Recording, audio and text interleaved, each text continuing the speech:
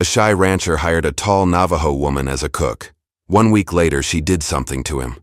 Some men wear their loneliness like a second skin, so tight they forget what air feels like without it pressing against their chest. Corwin Gray was one of those men. His ranch sat 15 miles from the nearest town, a wooden structure that seemed to lean away from the world itself. The cattle wandered unfenced. The garden grew wild with weeds. And Corwin moved through it all like a ghost haunting his own life. When he finally wrote the advertisement for a cook, his hands shook so badly the ink smudged.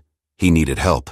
But needing and accepting were two different countries, and he had lived in the first one so long he had forgotten the language of the second. The morning Kaya Nightwind arrived, Corwin watched from behind the barn door, his heart hammering against his ribs like something trying to escape. He had expected someone small, someone quiet, someone who would slip into the kitchen and disappear into the work without demanding his attention. What stepped down from that wagon was nothing he had prepared for. She stood nearly 6 feet tall, maybe more, with shoulders that looked like they could carry the weight of the entire ranch without bending. Her hair fell in 2 thick braids past her waist, and she moved with the kind of certainty that made the ground itself seem grateful for her steps. She was Navajo. He knew that from the letter, but knowing and seeing were different things entirely. Corwin pressed himself further into the shadows, his chest constricted. The air in his lungs felt suddenly insufficient. This was a mistake. This was all a terrible mistake. He should never have posted that advertisement, should never have imagined he could share this space with another human being, let alone someone who seemed to take up more room than the barn itself. Kaya set her bag on the porch and looked directly at the barn, not toward it, at it, as if she could see through the weathered wood and into the cramped space where he held his breath. "You the one who needs a cook?" Her voice carried across the yard without effort. Low and steady. Corwin said nothing, could say nothing. His throat had closed around the words. She waited. 15 seconds. 20. Then she picked up her bag and walked toward the house. "I'll be in the kitchen. You come in when you're ready." But he knew he would never be ready. That was the whole problem. 3 years he had managed this ranch alone, barely eating, barely sleeping, barely existing in any way that resembled living. The cattle survived because habit ran deeper than grief. The land persisted because it had no other choice. And Corwin endured because stopping would require a decision, and decisions required a presence of mind he no longer possessed. He waited an hour before approaching the house, crept up to the kitchen window and peered inside. She had already found everything. The pots he never used, the plates gathering dust, the pantry that held more cobwebs than food. She stood at the stove, her back to him, and even from this distance he could see the controlled efficiency of her movements. No wasted motion, no uncertainty. She knew exactly what she was doing. He left an envelope on the porch rail. Payment for the first week. Instructions written in careful script. Meals to be left on the table. No need for conversation. No need for presence.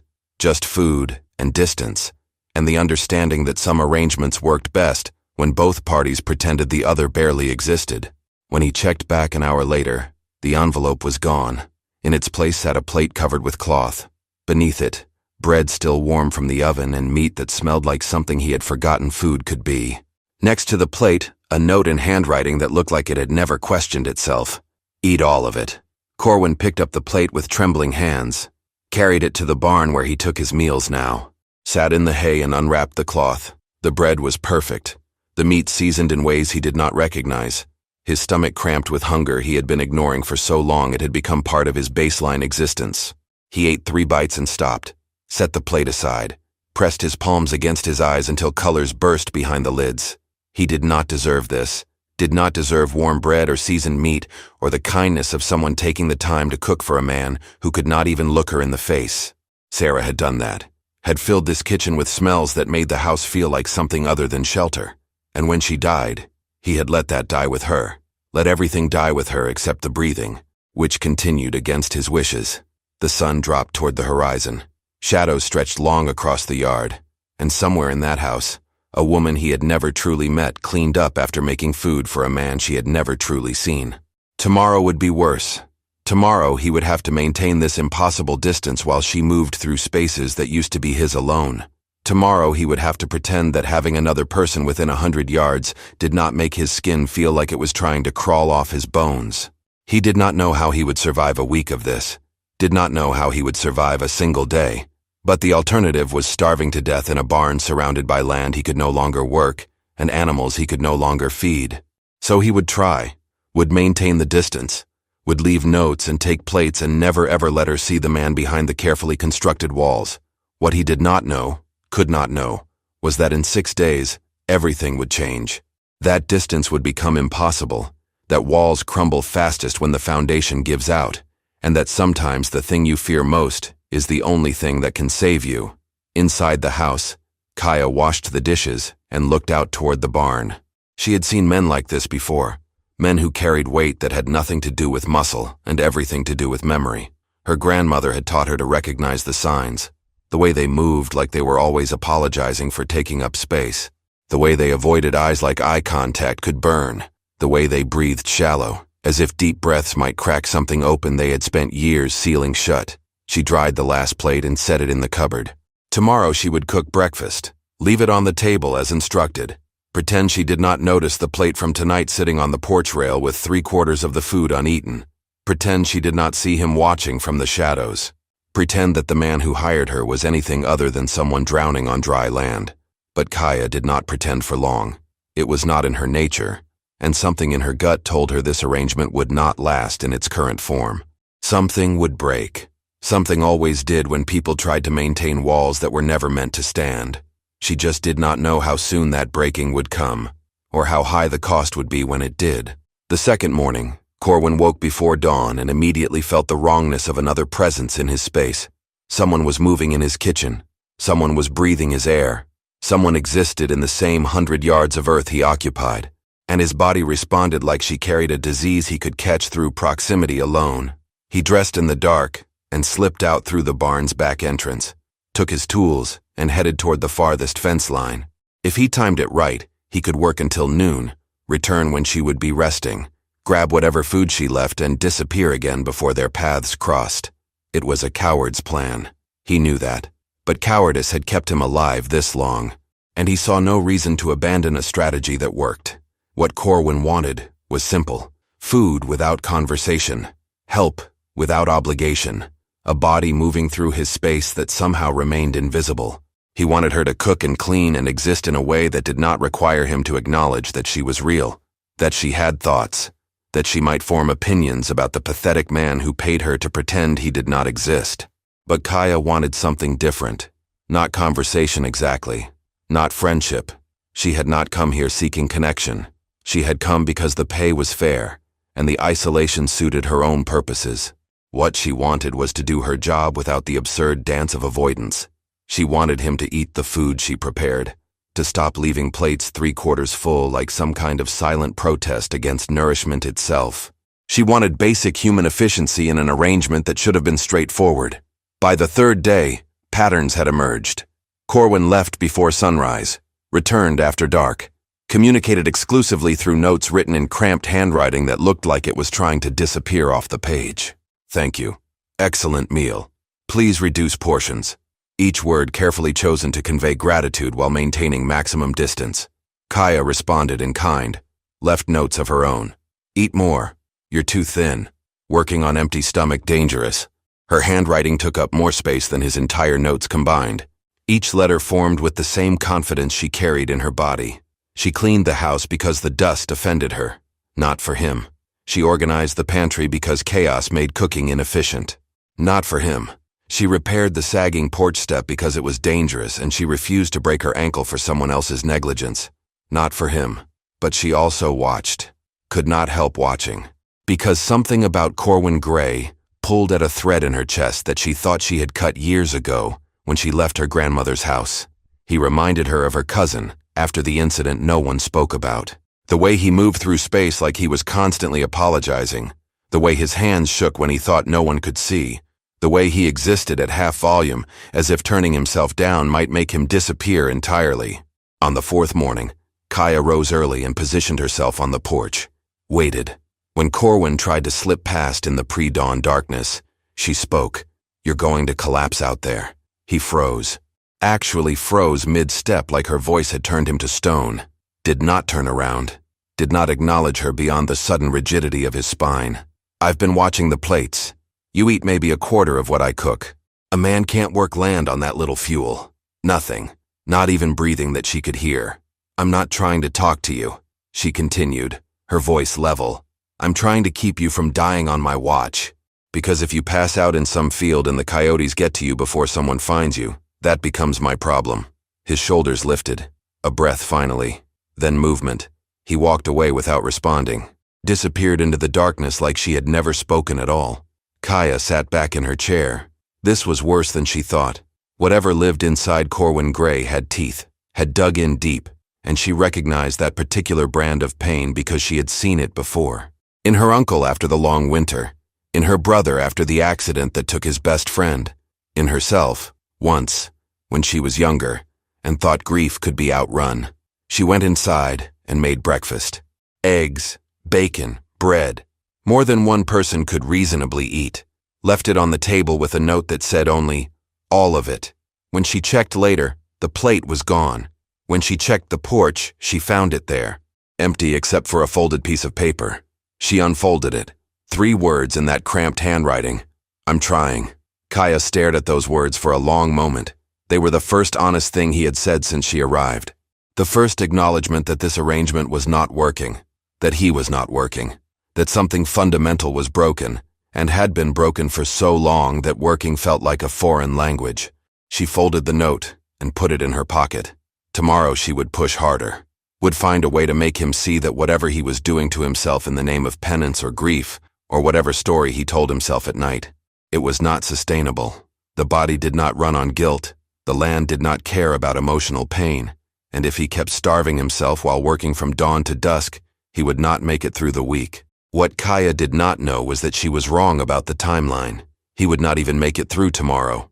Because tomorrow he would go to the farthest fence line. And tomorrow, a snake would be sunning itself on a rock he needed to move. And tomorrow everything would change in ways neither of them could anticipate. But tonight, she simply sat on the porch and watched the stars emerge. Somewhere out in those fields, a broken man was trying to work himself to death, and she had 6 days left to figure out how to stop him before her contract ended. And she moved on to the next job that required her particular set of skills. 6 days.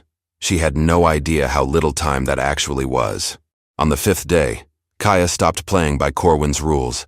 She had tried patience, had tried notes, had tried the careful dance of giving him space while also trying to keep him alive.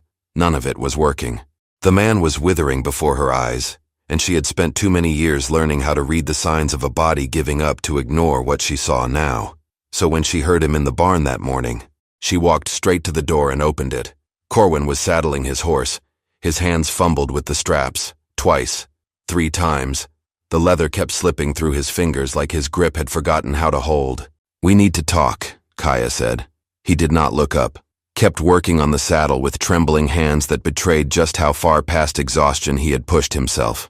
I don't require conversation as part of our arrangement. His voice came out thin, stretched tight. No, but you do require staying alive, and right now you're failing at that. He stopped moving. The barn filled with the kind of silence that pressed against eardrums. When he finally spoke, his words came out barely above a whisper. I'm managing. You're not. She took 2 steps into the barn. He took 2 steps back.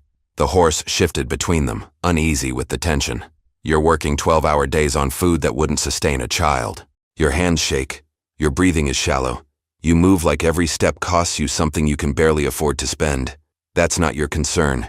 He grabbed the horse's reins, prepared to lead it past her. To escape again. Kaya did not move from the doorway. She was taller than him by 3 inches, broader through the shoulders, and she used every bit of that presence now, not as a threat, but as an immovable fact. Make it make sense, she said. Help me understand why a man would hire someone to cook for him and then refuse to eat. Why he would pay money to starve himself with company instead of starving alone. Something in Corwin's face cracked. Just a hairline fracture. But she saw it. Saw the moment her words found the thing he had been protecting. You don't understand. His voice broke on the last word. Actually broke. Like something inside him was shattering in real time. Then explain it to me. I can't. He pulled at the reins. The horse resisted, sensed his instability. Please move. No. Please. The word came out desperate now, ragged. I need to work. I need to, need to what? Punish yourself? She kept her voice level, not cruel, just factual. Because that's what this is. You're not managing a ranch. You're torturing yourself with it. I deserve... He stopped, bit down on whatever was coming next. Tried to push past her. She caught his arm, gentle but firm. He yanked away like her touch burned. His back hit the barn wall. His breathing came in sharp gasps. His eyes finally met hers for a split second before darting away. And what she saw there made her release him immediately. Terror, pure and animal. Not of her specifically, but of everything. Of contact, of conversation, of being seen by another human being in a way that required him to exist as something other than a ghost. I don't deserve the food. The words tumbled out before he could stop them. I don't deserve anything. I should have. She needed. I failed. He stopped, pressed both hands against his face. His whole body shook. Kaya took 3 steps back, gave him the space he desperately needed. Her grandmother's voice echoed in her head. Some wounds you cannot touch directly. They must heal from the inside first. Push too hard, and you drive the infection deeper. Okay, she said quietly. I'll step back, but I need you to promise me something. He did not respond. Could not respond. Was barely holding himself together against the wall. Promise me you'll eat half of what I make. Not all of it. Not even most of it. Just half. Can you do that? Silence. Then a barely perceptible nod. And promise me you'll come back before dark. Not after. Before. While there's still light to see by. Another nod. Smaller this time. She turned and left the barn. Walked back to the house with her jaw tight and her hands curled into fists. Not at him. At whatever had broken him so thoroughly that basic human kindness felt like an attack. At whatever had happened to make him believe he deserved to waste away in a barn surrounded by land he could barely maintain. That afternoon she prepared food and left it on the table as always. But she also did something else. Walked the property. Noted which fence lines he favored, which fields he disappeared into, the routes he took to avoid the house. She was not tracking him to violate his space. She was learning the territory. Because her gut told her something was coming. Told her that whatever balance he had been maintaining was too fragile to last. When he returned that evening, before dark as promised, she stayed in her room. Listened to him move through the house like a shadow. Heard the scrape of plate on table, the sound of him eating. Not half like she asked, but more than yesterday. Small progress in a war he was waging against himself. Later, she found a note on the porch. I'm sorry. She folded it and added it to the first one in her pocket. 2 honest things now. 2 cracks in the armor he wore like skin. Not enough to save him, but enough to know that somewhere under all that pain, a part of him still wanted to be saved. Tomorrow would be day 6. 1 day, left in the week. 1 day before everything changed.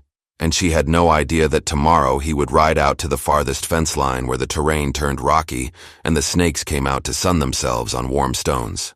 Had no idea that all her careful observation of his patterns would be the only thing that let her find him in time.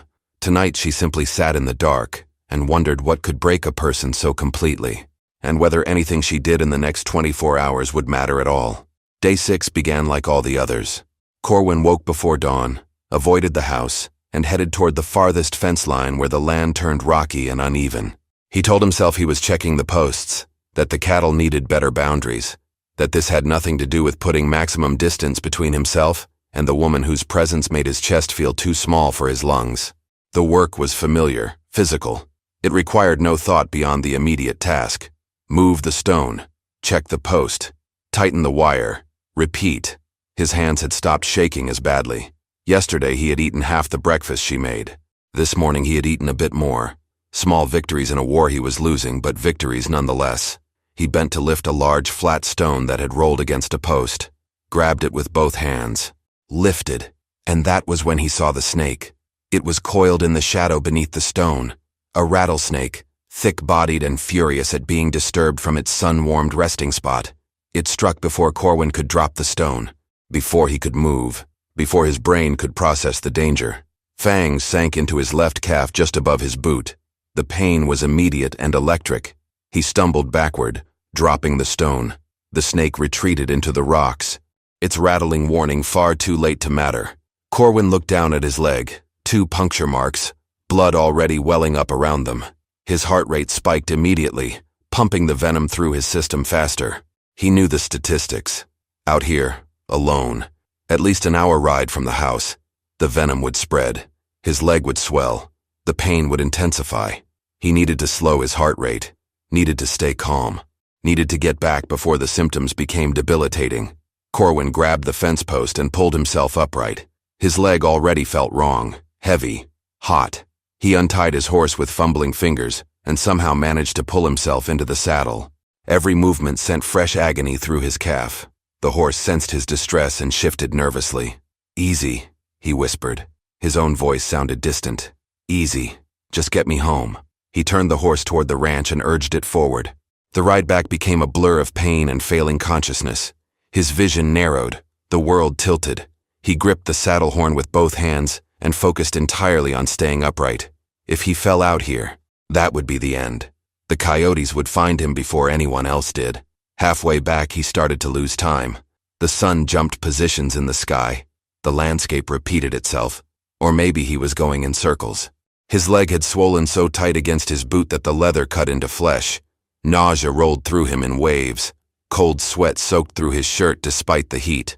The horse stopped. Corwin blinked, tried to understand why they were not moving. Then his body made the decision his mind could no longer make. He slid sideways out of the saddle and hit the ground hard. The impact drove what little air remained from his lungs. He lay there in the dirt, staring up at the sky. His legs screamed, his heart hammered erratically, his breathing came in shallow gasps. This was it. This was how it ended. Alone in a field, poisoned by a snake, too stubborn to accept help when it was offered. Sarah would have laughed at the irony, would have told him he was an idiot, would have held his hand while he died and forgiven him for being exactly the kind of fool who would get himself killed trying to run from human connection. His vision grayed at the edges. The sky above him pulsed with his heartbeat. He thought about closing his eyes, thought about just letting go. It would be easier, quieter. He was so tired of fighting, so tired of existing in this half-life where every breath felt like an apology for still being alive. Then he heard it. Hoofbeats. Fast. Getting closer. A voice calling his name. "Corwin!" Kaya. She had come looking for him. She had noticed he had not returned, had followed the route she had mapped yesterday, had tracked him like he was prey, and she was something that did not give up easily. He tried to call out, could not. His throat had closed. His tongue felt thick. The world spun and darkened. The last thing he saw before consciousness left him completely was her face above his, her eyes scanning his body with the kind of focus that saw everything. The swollen leg, the puncture marks, the way his breathing had turned shallow and rapid. Snakebite. Her voice was calm, controlled. No panic. Stay with me. But he could not stay. The darkness pulled him down like water closing over his head. And for the first time in 3 years, Corwin Gray surrendered completely to something outside his control. Let go, fell, and trusted that someone would catch him. Kaya assessed the situation in seconds. Snakebite, left calf, severe swelling, patient unconscious, breathing shallow but steady, pulse rapid. Time was the enemy now. Every minute that passed let the venom spread further through his system. She had seen snakebites before, had treated 2 in her grandmother's care, had learned which plants helped and which ones were useless folklore. This was survivable, but only if she moved fast and kept her head. First priority, get him back to the house. She was strong, had carried injured sheep across rough terrain, had helped move a fallen horse once, but Corwin was dead weight and much heavier than he looked. She gripped him under the arms and dragged him to his horse. The animal stood steady, well-trained despite the chaos. She used a nearby rock as a step and somehow managed to lift Corwin's limp body across the saddle, tied him in place with her belt and a length of rope from her bag. Then she mounted behind him, one arm wrapped tight around his chest to keep him from sliding off, grabbed the reins, and rode harder than she had ever ridden in her life. The house appeared after what felt like hours but was probably 20 minutes. She did not bother with gentle dismounting, simply slid off and pulled Corwin down after her, catching him before he hit the ground. Dragged him inside, got him onto his bed, cut away his pant leg with a knife from the kitchen. The bite was bad. The leg had swollen to nearly twice its normal size. The tissue around the puncture marks had turned dark purple. She pressed gently, hot to the touch. The venom was doing its work, breaking down tissue, spreading through his blood. His body would fight it, but she needed to help. Kaya ran to her bag and pulled out the leather pouch she always carried. Inside were dried plants she had gathered over months. Yarrow for bleeding and inflammation, echinacea root to support the body's defenses, plantain leaves for drawing out infection. Not magic, not mysticism, just plants that had properties her grandmother had taught her to recognize and use. She crushed the plantain leaves with water to make a thick paste, applied it directly to the bite. The plant would not neutralize the venom, but it would help reduce swelling and draw out some of the damaged tissue. Then she made a tea from the echinacea root and yarrow. Strong, bitter. She would need to get it into him somehow when he woke. If he woke, she pushed that thought away. He would wake. His breathing was steady. His heart rate, while elevated, was not dangerously so. The human body was resilient when given the chance to fight. Kaya pulled a chair next to the bed and settled in to wait. She soaked cloth in cool water and placed it on his forehead. His skin was already heating up. Fever was coming. That was normal. The body raising its temperature to fight the venom. She would manage it. Keep him cool. Keep him hydrated. Keep him alive. Hours passed. The sun moved across the sky. She changed the poultice twice, wiped his face and chest with cool water, checked his pulse, monitored his breathing, talked to him even though he could not hear her. It helped to talk, helped her stay focused on the task instead of the reality that if she had arrived 10 minutes later, she would be digging a grave instead of keeping vigil. As evening approached, Corwin stirred. His eyelids fluttered. A moan escaped his throat. Kaya leaned forward. "Corwin, can you hear me?" His eyes opened, unfocused, glassy with fever that was building now. He looked at her without recognition, without fear, just looked, like a child waking from a nightmare and seeing someone familiar. "Water," he whispered. She lifted his head and held a cup to his lips. He drank, choked, drank more. She eased him back down and he closed his eyes again, but not unconscious this time, just exhausted, just surrendering to what his body needed. "The snake," he murmured. "I was so stupid. You couldn't have known it was there. Should have been more careful. Should have." His words trailed off. The fever was rising. She could see it in the flush spreading across his face, in the way his breathing quickened. "Don't talk. Just rest. The next few days are going to be hard." She placed her hand on his. He did not pull away, could not pull away, was too weak to maintain the walls he had spent 3 years building. "I'm going to stay right here. I'm not leaving." He looked at her then, really looked, and something in his eyes cracked open. Not breaking, just opening, like a door that had been locked for so long it had forgotten it had hinges. "Why?" The question came out broken. "Why would you help me?" "Because that's what people do," Kaya said simply. "They help each other survive." Corwin's eyes closed. His breathing evened out, and Kaya settled back in her chair for what she knew would be a long night. The fever was just beginning. The worst was still ahead, but she had been here before, had sat vigil over sick relatives and injured friends, had learned patience from her grandmother, who said healing was 90% presence and 10% skill. So she would be present, would sit here in this room with a man she barely knew and keep him alive through sheer stubborn refusal to let death win. Not on her watch, not when she had the knowledge to fight it. 3 days. Kaya counted them by the light that came through the window and the number of times she changed the poultice on his leg. 3 days of fever that climbed and fell in waves. 3 days of cooling his skin with damp cloth and forcing water between his lips when he surfaced long enough to swallow. 3 days of watching a man fight poison while his body decided whether to surrender or survive. On the morning of the 4th day, the fever broke. Kaya woke in her chair to find Corwin staring at the ceiling, his eyes clear for the first time since the snake had bitten him. She leaned forward, her back protesting after another night spent upright. "You're awake." She kept her voice low. "Calm. How do you feel?" He turned his head slowly, like the movement required more energy than he possessed. When his eyes met hers, he did not look away. For the first time since she had arrived at this ranch, Corwin Gray looked directly at another human being and held the gaze. "Like I died and came back wrong." His voice was rough from disuse. "How long?" 3 days. The fever was stubborn. He processed this information slowly, looked down at his leg, which was still swollen but no longer the angry purple it had been. Then back to her face, Something shifted in his expression, a realization settling into place. You stayed. Not a question. A statement of fact that seemed to confound him. Of course I stayed. You were dying. But you could have left. Could have taken the horse and ridden to town for help. Left me here and what? Let you die alone because you're too stubborn to accept help? She stood and moved to the window, needing to look at something other than the confusion in his eyes. That's not who I am. Silence filled the room. When she turned back, Corwin had closed his eyes, but she could see he was not sleeping, just processing, working through something internal that had no easy resolution. I don't understand you, he said finally. I've done nothing but avoid you. I've been rude. I've made this arrangement as difficult as possible, and you stayed anyway. You want me to explain basic human decency to you?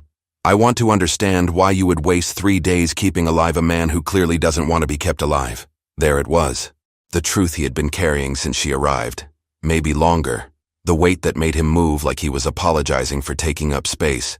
Kaya sat back down in the chair, her body aching from exhaustion, but her mind sharp with recognition. Is that what you think this has been about? Punishment? Penance? She leaned forward, making him look at her. You're not avoiding me because you're shy, Corwin. You're avoiding everyone because you think you deserve to disappear. His jaw tightened. His hands gripped the blanket, but he did not deny it. My wife died 3 years ago. The words came out flat, emotionless, like he had practiced saying them without feeling them. She got sick.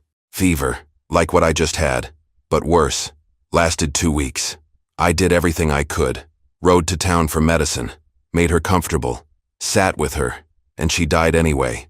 In this bed, in this room. Kaya's chest tightened. The pieces were falling into place now. The empty house. The refusal to eat. The way he had looked at her when she said she would stay with him through the fever. You think you failed her, she said quietly. I know I did. The doctor said if I had brought her to town sooner, they might have saved her. But I waited. Thought I could handle it myself. Thought it would pass. And by the time I realized how bad it was too late. He looked at her with eyes that carried 3 years of guilt. So yes, I think I deserve to disappear. I think I deserve every moment of suffering. Because she suffered, and I couldn't stop it. That's not how illness works. You know that. Knowing and feeling are different things. Kaya sat back. She understood now. Understood why her presence had terrified him. Why being cared for felt like a betrayal. He had built his entire existence around the belief that he deserved nothing. That accepting comfort was an insult to the woman who had died without it. She wouldn't want this for you, Kaya said.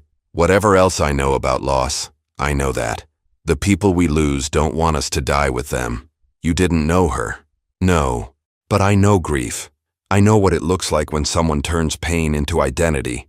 When someone decides that suffering is the only way to honor the dead. She stood and moved to the door. Your leg needs another poultice. I'll make food. You'll eat it. And then you'll rest. Because you're not done healing. Not by a long way. She left before he could respond. Left him alone with the truth that had been spoken aloud for the first time in 3 years. Left him to decide whether he would keep carrying guilt like armor, or whether he would finally let someone help him set it down. Recovery was not dramatic. There were no sudden revelations or miraculous transformations. Just small changes that accumulated like snow on a roof until the weight of them became undeniable. On the 5th day after the bite, Corwin sat up in bed without help. On the 6th, he walked to the chair by the window, his legs still weak but bearing his weight. On the 7th, he made it to the kitchen table and sat there while Kaya prepared breakfast. Did not flee, did not make excuses, just sat. You don't have to watch me cook, she said, not looking up from the pan. I know, he shifted in the chair, but I'm trying to do what you said, to stop running. She glanced at him. His hands rested on the table, not clenched into fists or hidden in his lap. His shoulders were still tense, but no longer drawn up to his ears like he was expecting a blow. Progress measured in inches, but progress nonetheless. It's harder than I thought it would be, he admitted. Just sitting here, being seen. Most difficult things are. They ate in silence. Not the uncomfortable silence of 2 strangers forced into proximity, but something quieter, more settled. When Corwin finished his plate, actually finished it, he looked at her with something that might have been the beginning of a smile, That's the first full meal I've eaten in 3 years. I noticed. You don't miss much, do you? My grandmother taught me to watch, to pay attention. She said most people tell you everything you need to know if you just observe. Kaya stood and cleared the plates. She was a healer. Taught me everything I know about plants and medicine. Is she why you know how to treat snake bites? She's why I know how to treat most things. She believed the land provides what we need if we learn to recognize it. Kaya returned to the table with tea, set a cup in front of him. She died 2 years ago. I left the community shortly after. Corwin wrapped his hands around the cup. Why did you leave? Because I couldn't stay without her. Everything there reminded me of her. Every plant I harvested, every person I treated. She was woven into all of it. Kaya stared into her own cup. I thought distance would make the grief smaller, make it manageable. Did it? No, grief doesn't shrink with distance. It just becomes a thing you carry everywhere instead of a thing tied to one place. She looked up at him. But I learned something useful. I learned that running from pain doesn't work. You take it with you wherever you go. Corwin absorbed this, saw himself reflected in her words, saw the uselessness of his isolation laid bare in someone else's experience. I've been running for 3 years, he said quietly. Thought if I stayed here, stayed where she died, I could somehow make it mean something. Thought suffering in the same place she suffered was a form of loyalty. It's not loyalty. It's just suffering. I'm starting to see that. He met her eyes, held the gaze longer than he had managed before. You saved my life. Not just from the snake, from everything else too. I kept you alive. You have to decide what to do with that life. The next days followed a pattern. Corwin grew stronger. His leg healed, the swelling reduced. The purple faded to yellow and green as his body absorbed the damaged tissue. He started moving around the property, not working yet, but walking, reacquainting himself with land he had been avoiding through constant motion. Kaya watched him change, saw him start to occupy space instead of apologizing for it, saw him look up when she entered a room instead of finding excuses to leave, saw him ask questions about her work, her travels, her plans, small conversations that built into something larger. On the 10th day, they sat on the porch together as the sun set, not touching, not speaking, just existing in the same space without tension. Corwin broke the silence first. Your contract was for 1 week. That ended 3 days ago. I know. Why are you still here? Kaya considered the question, considered the true answer and whether she was ready to speak it aloud. Decided that honesty had served them better than avoidance. Because I recognize what I see in you. Because I know what it's like to carry weight you think you deserve. Because watching you start to heal feels like watching proof that healing is possible. She turned to look at him. And because somewhere in the last 10 days, I stopped thinking about the next job. Stopped planning where to go when this ended. Corwin held her gaze. Something passed between them. Not romance exactly. Not yet. But recognition. Connection. The understanding that two people who had been running from different griefs had somehow ended up in the same place, at the same time, and that maybe that meant something. Stay, he said, not as hired help, as someone who belongs here, if you want to. Kaya did not answer immediately, but she did not leave the porch either. The morning after Corwin asked her to stay, Kaya woke to find him already in the kitchen, not hiding, not avoiding, just there. Attempting to make coffee with the careful movements of someone still learning to trust his own body again. He turned when she entered, made eye contact, held it. I wasn't sure you'd still be here, he said quietly. I'm still deciding. She moved to the stove and took over the coffee, not because he was doing it wrong, but because it gave her hands something to do. Staying means more than just living here. It means committing to something, to this place, she paused, to watching you continue the work of healing, to being part of that. I know. He sat at the table, the same table where 10 days ago he could barely stand to be in the same room as another person. I'm not healed. I don't know if I ever will be completely, but I'm trying. For the first time in 3 years, I'm actually trying. Kaya poured 2 cups of coffee, set one in front of him, sat down across from him instead of maintaining distance. This small act felt enormous. 2 people sharing morning coffee like it was the most natural thing in the world. I left my community because I thought I needed to keep moving, she said. Thought staying still meant drowning in memories. But I've been moving for 2 years, and the grief followed me everywhere. Maybe staying still is what teaches you how to live with it. Is that a yes? She looked at him. Really looked. Saw the man who had been broken and was learning how to be whole again. Saw someone who had spent 3 years punishing himself and was finally, considering the possibility that he deserved to live. Saw someone who had looked at her with terror in his eyes and now looked at her with something that might grow into trust. Maybe more than trust, given time. Yes, she said. I'll stay. The relief that crossed Corwin's face was immediate and unguarded. He did not try to hide it, did not apologize for feeling it, just let it show. Another small victory in the war against his own instinct to disappear. They finished their coffee in comfortable silence. Then Corwin stood, testing his leg, and moved to the window, looked out at the ranch that had been his prison and his punishment for 3 years. I need to check the fence line. The one where the snake bit me. Need to finish the repair. He glanced back at her. Would you come with me? I don't want to go alone. Not yet. Of course. They walked together across the land, Corwin moving slower than he once had, but moving nonetheless. When they reached the spot where he had fallen, where his blood had stained the dirt and his horse had stood vigil, he stopped, stood there for a long moment looking at the evidence of how close he had come to dying. I would have died here, he said, if you hadn't come looking for me, if you hadn't cared enough to track me down. But you didn't die. You're here. We're both here. He turned to her. For the first time since she had arrived, Corwin Gray smiled. Not a big smile, not the kind that erased 3 years of pain in an instant, but a real smile, one that reached his eyes and suggested that somewhere inside, he remembered what it felt like to be alive instead of just existing.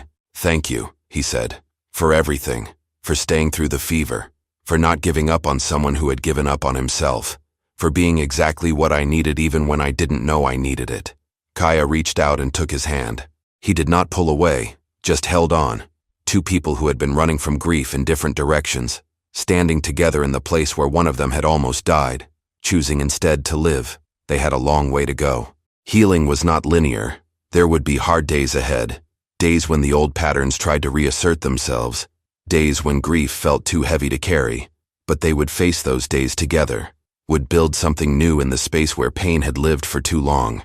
The sun climbed higher, the land stretched out around them, and 2 people who had been lost found themselves standing on solid ground, ready to take the next step forward.